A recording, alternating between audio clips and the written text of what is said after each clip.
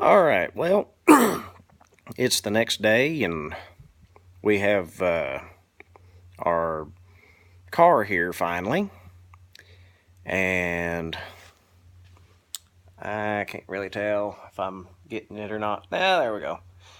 We have the hood off the car, and since I'm a one-man show, I have my own little style of being able to pull hoods off by myself. Now, reinstalling, I like to have help, but it's just a regular Pontiac hood. There's not really a whole lot to them.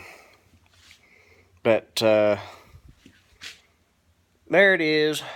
It's got some, a little bit of damage here. Don't know if you can see it or not. Let's see. I don't know if you can see that or not. This thing's hit a deer or something once upon a lifetime. The owner just wants it dolled up, make it look better. The reason why I'm painting the hood anyway is because it has a bad case of tiger stripes. Somebody didn't know what they was doing when they was spraying the silver. And anybody that knows what I'm talking about, it's where they're holding their gun way too close to the panel and they're getting everything covered. But with silvers, a lot of times you got to go and pull back and just give a good dusting with your gun. What that does is that makes the metal flake go and flop and flip and not make little stripes. It makes little lines all down through it. It looks horrible. And any kind of silver, champagne color, they are the world's worst for it. Matter of fact, I like to go and charge a little bit extra to paint silvers because most of the time it's going to be a fight. I really don't like silver all that well. I mean, I spray it. I really, if I'm having to blend on it, that's where it becomes a problem. Because a lot of times I wind up having to paint a good 2 panels versus 1, if not 3, sometimes 4. It just depends on the car and how the car lays out.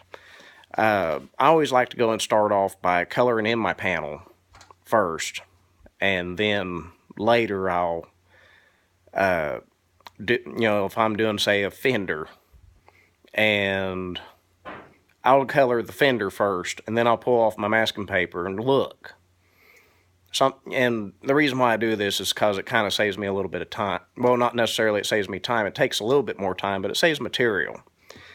But I'll go and look, and if it looks like it's not going to match, then I'll go and wait a few hours until my clear and everything has dried off enough to where I can fool with it. And I'll unmask the car, and I'll scuff my hood, and then I'll scuff the door, and then I'll blend the hood and the door.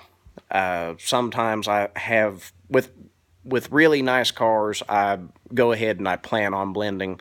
But like a car like this, I mean, come on. It's a 14-year-old car.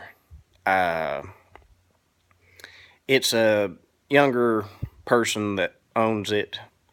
This is their first, ride, so to speak, and there's no sense in trying to make it match. I mean, I'm not even using the Exalt. I'm not using the high dollar paint for this. I'm using Nason base coat versus using the Exalta, just mainly because it's I think I paid $21 for a pint versus the Exalta would be somewhere along the lines of about $50, and that's just color. So, I like to try to save money where I can.